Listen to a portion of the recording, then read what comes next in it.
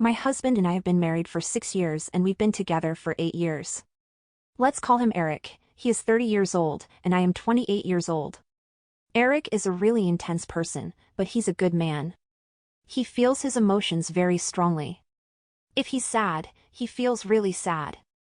If he's angry or happy, he feels those emotions strongly too. He's also really into the things he likes and cares about. He has a specific way he prefers to do things in his life. None of these things have ever bothered me. When we started being together, I saw that he wanted to have sex more often than I did. At the beginning of our relationship, I liked the excitement of pursuing each other and feeling loved by someone I care about. But over time, the excitement about sex decreased. I used to have sex with him even when I didn't really feel like it, just because I love him. I'm not very interested in sex. I'm not sure why, but it's how I've always been. He didn't talk about any issues with this until somewhat recently. I want to add that right before we got married, we had a conversation about having children. I don't really have strong feelings about having kids, but he doesn't want them, so we decided not to have any. In the past year, I haven't really felt like having sex at all. I went to the doctor to get checked, and they said there's nothing physically wrong with me, but they suggested I talk to a therapist. I haven't done that yet. I haven't even been able to have sex with him just for the sake of having sex, like I used to. Around 4 months ago, he sat me down and we had a serious talk about all of this. He told me that he really needs to have sex, and I said I understood, but at the moment, I can't give that to him. We argued for a little while, and as a result, he ended up sleeping on the couch that night. The next morning, he brought up the idea of us having other relationships outside of ours. This made me feel very sad. He explained that we could either give this a try or decide to end our relationship. After thinking about it, I agreed to give it a try. We set up some rules: the other person should never come to our home, we shouldn't talk about it, we need to use protection every time, and we should get tested regularly. He agreed to follow all of these rules. I was actually surprised by how okay I felt as time passed with this arrangement. Even when he would text me that he'd be coming home late, or when he'd give me a kiss and share his plans for the night. It was like a weight had been lifted from me. But yesterday, my husband sat me down once more and said he had something really hard to share. He told me that he's been seeing this one girl for a few months, and she's now expecting a baby.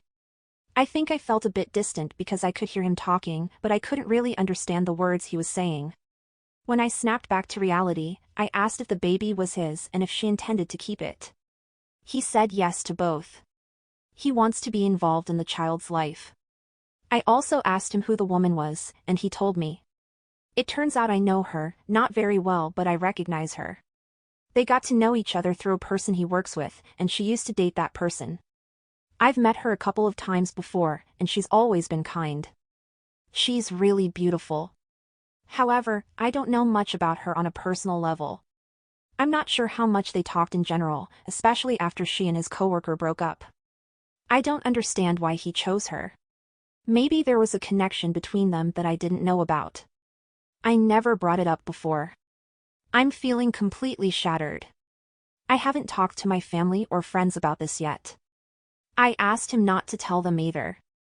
I even asked him if he wants us to get a divorce, but he didn't say no. He's leaving the decision to me. I'm not sure anymore if we really match or if we both want the same things. He used to say he didn't want children, but now he's actively involved in her pregnancy and planning to help raise the baby. I'm ready to put effort into fixing our marriage. To me, that would mean he stops being involved with her and we close the relationship. But I can already predict how that conversation will turn out, considering the situation. So I'm wondering, should I accept my losses and move forward, or should I give our marriage another chance? I'm really not sure what I want. Part of me wants to keep working on our marriage, and another part of me just wants to be on my own for a while. He's the only man I've ever been in a relationship with, and my first serious one at that. I don't have any experience with love and relationships outside of him. We're getting a divorce.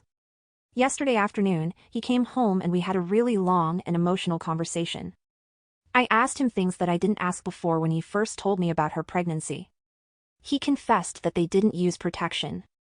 He told me he hadn't slept with her before we decided to have an open relationship, but they did share kisses. He mentioned that she's the only person he's been intimate with. He explained that the night before he presented the choice between an open relationship or divorce, during our argument about sex, he was trying his last chance to motivate me to work on our problems.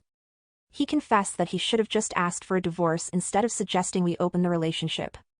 He also mentioned that I have some responsibility for our marriage falling apart, and I agree with that. I asked him if he remembers whether I've always been like this, and he said that during the first 1 to 3 years of our relationship, I was excited about having sex even if I didn't have a strong desire for it. He admitted that he hasn't been in love with me for quite some time, and he's fallen in love with this other woman. I asked him why he suddenly wants to have children, and he explained that his feelings about having kids have slowly changed over the years, but he never talked about it because our relationship was already so damaged that it didn't seem to matter. He believes that I didn't go to therapy because of my parents. They're quite traditional and religious, and they think that if you pray earnestly, God will provide the answers. He thinks that I might unknowingly dislike therapy because of their influence.